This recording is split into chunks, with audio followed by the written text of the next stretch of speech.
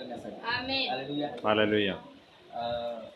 गेल्या रविवारी होता का सर्वजण? यस. चर्च कसं झालं? छान झालं? सुंदर. काय विषय होता गेल्या रविवारचा? वचन काय की? जक्काय. हालेलुया. आज आपण जाणार आहोत लुका सुवर्तमानाचा 17वा अध्याय.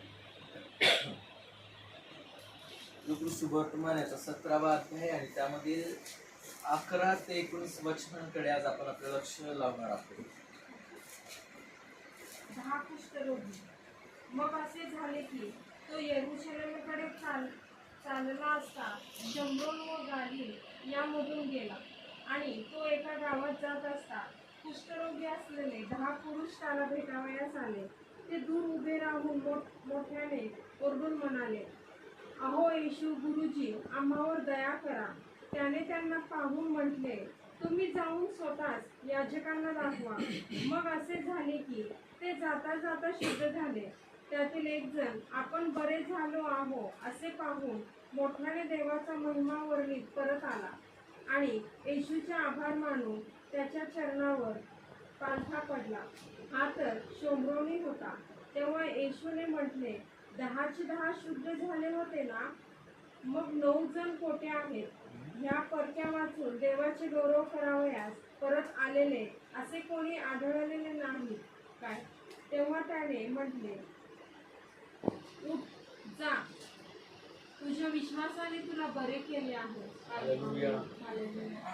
त्या ठिकाणी विश्वासाने शब्द आलेला आहे, परंतु पंडिता रमाबाईंनी जे भाषांतर केलेलं आहे त्या पवित्र शास्त्रामध्ये जर आपण बघितलं तर तिकडं त्यांनी असं नमूद केलेलं आहे की तुझ्या विश्वासाने तुला तारला आहे. आमेन. हालेलुया. आज आपण या वचनामधून बऱ्याच काही गोष्टी शिकणार आहोत आणि नक्कीच प्रभू आपल्याला आजच्या वचनामधून आशीर्वादित करणार आहे. आमेन.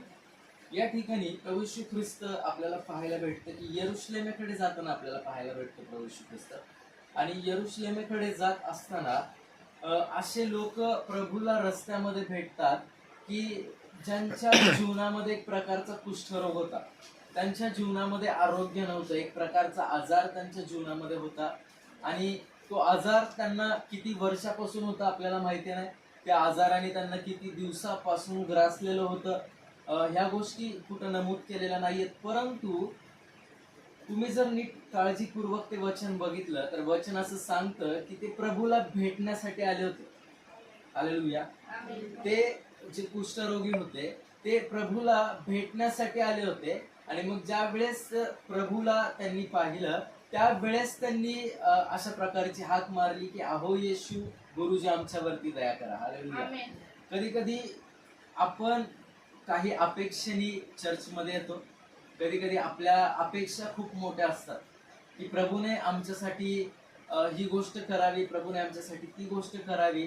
परंतु ज्या वेळेस फक्त आपण कधीतरी प्रभूला भेटण्यासाठी चर्चमध्ये येतो त्यावेळेस आपल्या जीवनामध्ये कार्य घडायला लागतं. हालेलुया. हे गरजेचं आहे का प्रत्येक रविवारी